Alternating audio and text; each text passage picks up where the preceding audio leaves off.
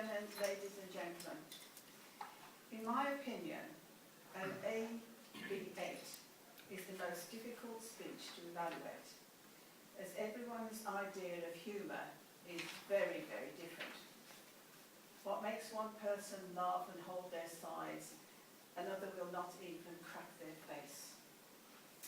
And I'm sorry, but I have to judge this speech on my sense of humour.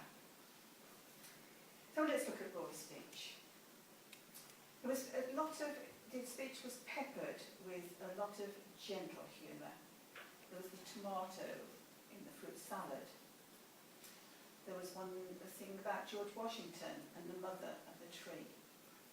A third was a tiger for lunch. And the fourth was about the Villa football.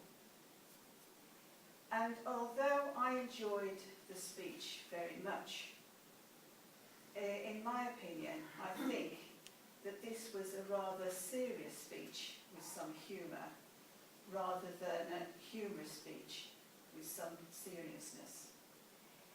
So Roy, I would like to ask you to repeat the BA, if you wouldn't mind, and perhaps use a lighter topic, because this was quite a serious topic and it didn't really engender an awful lot of humour.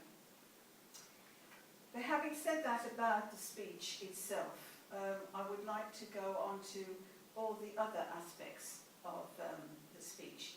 For instance, a B2, mean what you say. And Roy actually gave us a very good difference between genius and people that are stupid, and he gave us lots of instances.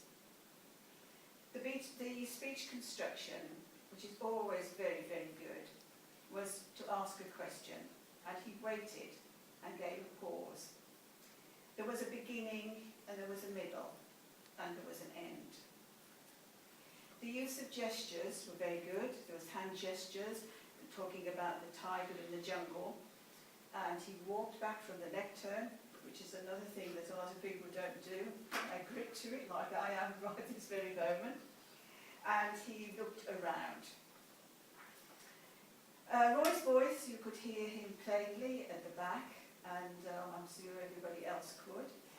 And there were lots of vocabulary and word pictures, especially with George Washington and the tiger lunch. And the use of notes, we had headings, and the timing was a little bit awry. It was 8:26, but better to be over rather than under. So I think this is quite a short evaluation, really, because to me it's a rather straightforward one. The speech in itself, I thought, was very, very good, but for me, it just lacked that humour. But this is purely on my evaluation, and I think some of you in the audience might disagree with this, but I can only judge it, as I said, on my sense of humour. So Roy, would you mind doing it again? And I look forward to hearing the next one.